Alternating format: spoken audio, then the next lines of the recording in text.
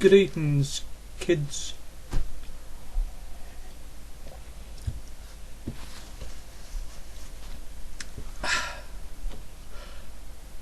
You remember some time ago I released a video about the government plans and it actually doing it now, it actually gone through, so they are, about teaching kids from 5 to 11, because after 11 it's compulsory, you know, blah blah blah, sex education. A couple of days after that was passed, there were reports in the paper of a boy, 13-year-old, fathering a baby with a girl, 15, school kids, and then after that, a school kid, female, gave birth to twins. That is sick. Right.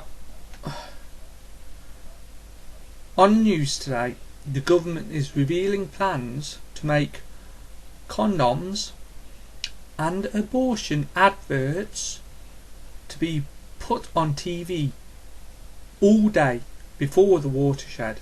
Watersheds like sex, violence and stuff are for adults, so children to be in bed by 9, and after 9 adults can watch their programmes. That's the watershed. Children's before 9, adults after. That's the watershed, 9 o'clock. They're on about all day long putting adverts on TV for abortions and condoms, and this got me mad. It's like, I know there's people out there, especially girls, saying, oh, abortions is a good thing, blah blah blah.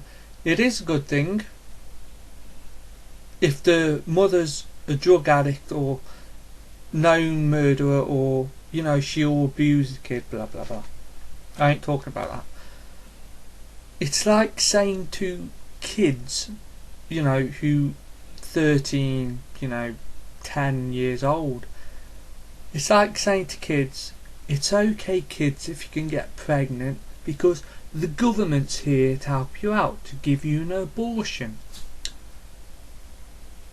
Can you imagine it? A 7-year-old comes down to mum, you know, crying, and she said, Mum, I've got something to tell you, you know, and a couple of minutes talking, she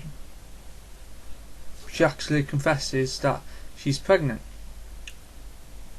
You know what the mother's going to do?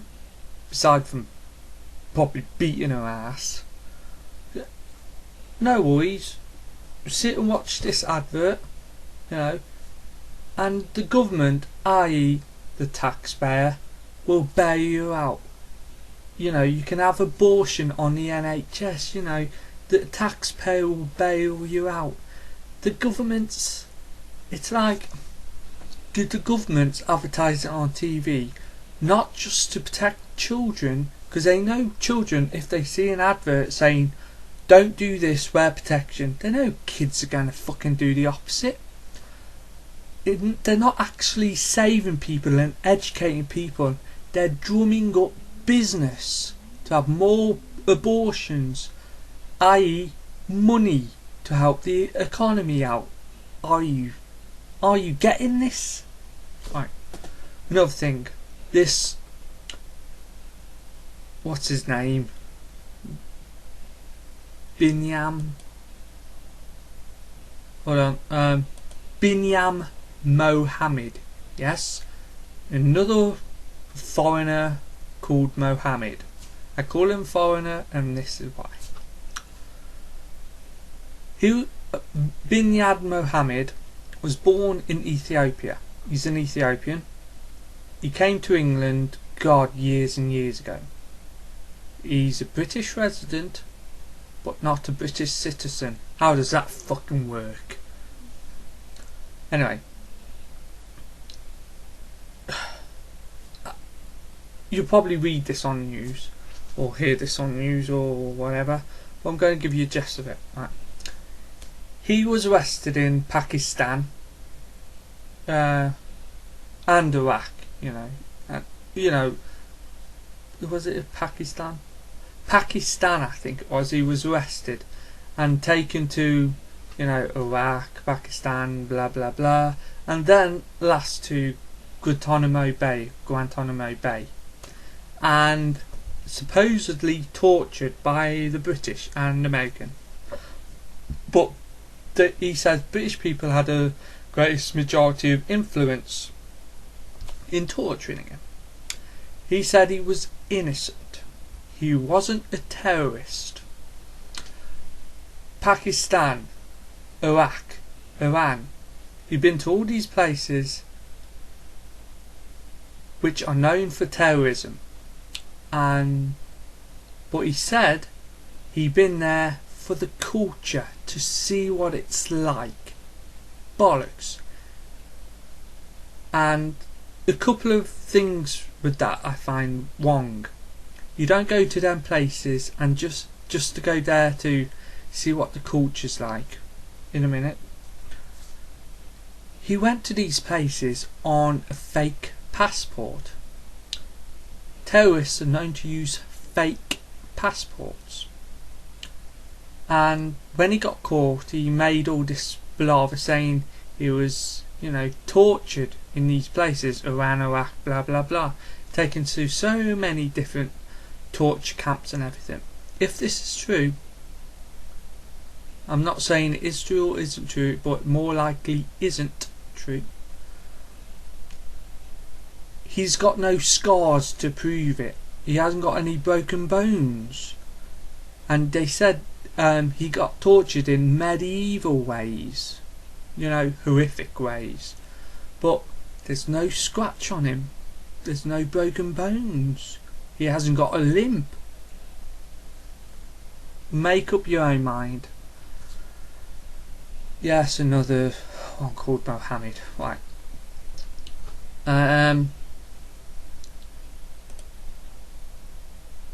Linda Robertson.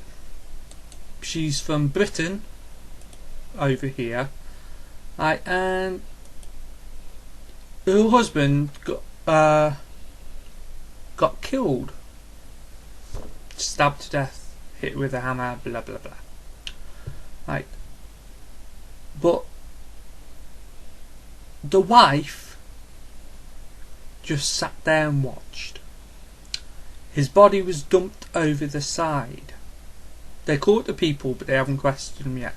Here's my thing.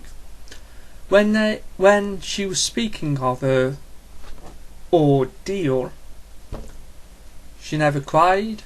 She hasn't been upset. She didn't show remorse for not helping. She didn't shed a tear. And many times she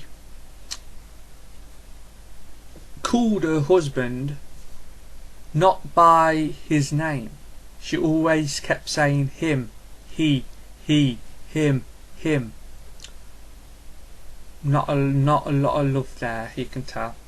And plus, now he's dead, she'll rake in the fucking insurance. They're rich, by the way. I feel sorry for the kids, because obviously the kids are victims in this, because it's apparent that she had something to do with it. Because, come on, they're in a fucking little rubber dinghy and somehow the boat wasn't scratched. The boat was intact. She was left to testify. They would have fucking killed her if they were real. I mean, they are real, but you know what I mean. They would fucking kill her. They wouldn't leave her, to testify, would they? She didn't show remorse or anything. She never cried. She wasn't even shaking, for crying out loud. And she's 65. She wasn't even fucking shaking. 65 or 69. Show you how fucked up the world is. Right. See you, kids. Think for yourself.